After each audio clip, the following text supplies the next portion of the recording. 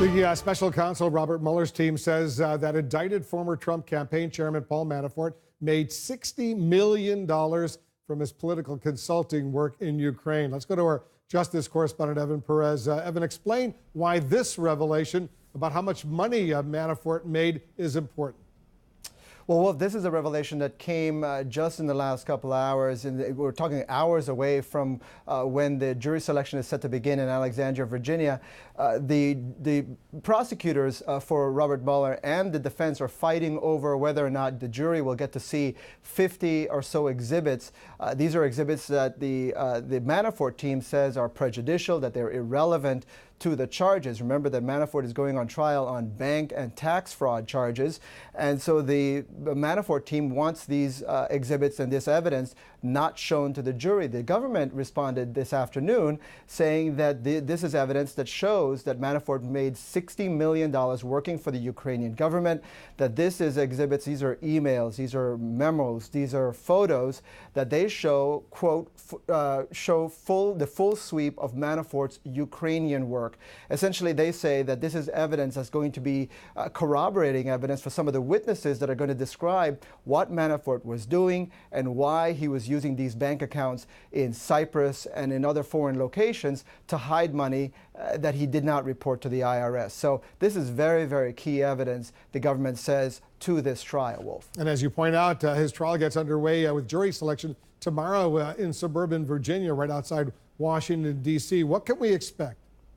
Well, I'll tell you what not to expect. We're not expecting the word Russia. We're not expecting the word collusion. We're not probably hardly even hearing the name of President Trump in this trial. The government and the defense have both agreed that they're going to keep this focused on the bank fraud, the tax charges. And look, this is a tall order for Manafort. This is an uphill climb for them because he either filed paperwork saying that he owned these bank accounts or he did not. And what we know is he did not. So what we expect is that Manafort's team is going to say, look, these accounts didn't belong to him. And so this is why the government's evidence, which is going to show all the work that he was doing and why he was getting paid in these foreign locations, is very important. So we expect 3 weeks of trial, Wolf. And again, a lot of this is going to be squarely focused on the tax and bank fraud charges. Remember, Manafort also faces charges here in Washington, D.C. That one has a lot more to do with the allegations that he was working for the Ukrainian government and failed to register as a foreign agent, even as he was working for the Trump campaign. And let's not forget the president, as the candidate, picked Manafort to be his campaign chairman. Evan Right, Perez, exactly. Thank you very much. Phil Mudd, what does all this tell you about how Robert Mueller and his team are working? This is like for a former pro wrestling fan, a steel cage match. Nobody's going to walk out of this, the government or Manafort, without some blood on him. What's happening, and you saw this with Giuliani today, is the president's team is going to try to say, look, the only issue on the table here is Russia. Did somebody cooperate with Russia? All this stuff about lying to federal investigators, all this stuff about money is just a sideshow. What the government is saying is, look, when we started doing the investigation, this isn't about a few $1,000s. This isn't about change that you shake out from the sofa. You're talking about somebody who had $60 million of income and didn't declare it. So as they conduct the investigation, I think Mueller is sitting here saying, I followed the money and I had no option but to say this wasn't an insignificant amount. Manafort was wildly in violation of the law. And what's peculiar is that even at this late stage, it's unclear to me what Manafort's defense is at this trial. Remember, Rick Gates, who was with him every step of the way, is going to be testifying that the whole thing was an illegal, a scam, a tax avoidance, money laundering. I mean, what's the defense? I guess that, Rick Gates is trying to save his own skin, but did he pay his taxes? I mean, what's the defense in the case? I don't know. Because if he's convicted, and he's going to spend the rest of his life in jail, given all the charges that have been leveled against him, which is, to me, sort of surprising. He didn't cooperate and say, you know what, let's make a deal. Yeah, I mean, this is, in my opinion, an incredibly strong case. It's a paper case. I think both Jeff and Phil just asked the right question, which is what is the defense, particularly where there's a cooperator who's going to say, yes, that was actually Manafort's account.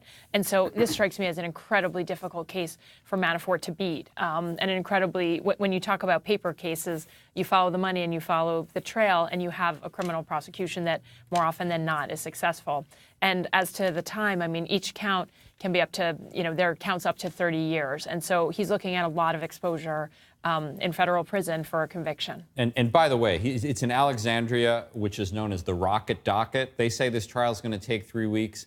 Bet that it'll take 2 weeks, not 3 weeks. Things go very fast in that courthouse. And also, as Evan was saying, this is mostly focused on the tax and the bank fraud, all of these things that occurred before he served as the campaign chairman for President Trump. But Ann's right. This is going to put the focus back on the Russia investigation, back on the special counsel Robert Mueller, and that is going to be played out on television, which we know the president watches frequently day after day after day, and it's only going to bring that up and likely infuriate him even more, which is also likely why we've seen him lash out at the special counsel so much in recent days. And the president is not happy that this is all unfolding right now. And he said, look, what Manafort did was a long, long time ago. It has nothing to do with me.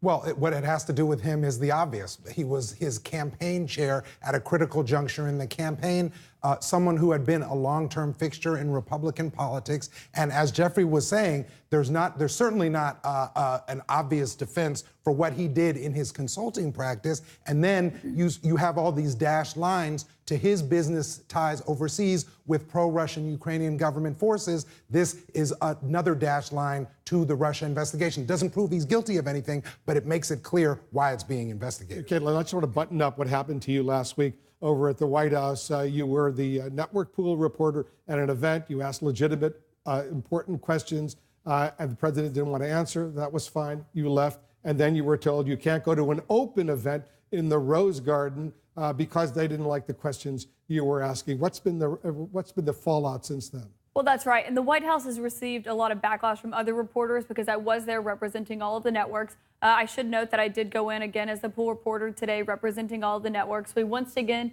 asked the president questions, but the White House said he wasn't going to answer those beforehand because he had already held a press conference with the Italian prime minister today where they took 4 questions total, 2 from each side of the American and the Italian press. But we're going to continue to ask the president questions because that is our job and that is what we do day in and day out. And clearly, this Cohen stuff is really consuming the president. It's something he's quite angry about. That is what we were asking about in the Oval Office last week. And you can see how that is really showing you and revealing to you the president's mindset on all of this and just how angry he is over what his former attorney, longtime friend, and fixer has said about him. The president's frustration is really coming through in regards to all of these questions. You're doing an excellent job for CNN and all the networks, I must say, when you're the pool reporter, and we're grateful that we have you. Thanks so much for doing that. Caitlin, give her a big round of applause. You're doing a great job. Great job, Caitlin.